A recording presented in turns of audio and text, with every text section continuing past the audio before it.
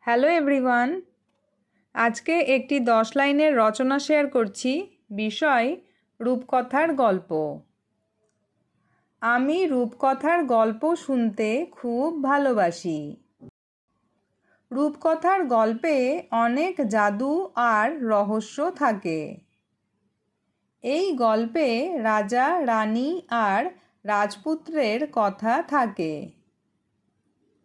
রূপকথার গল্পে ডানাওয়ালা সুন্দর পরীরা থাকে।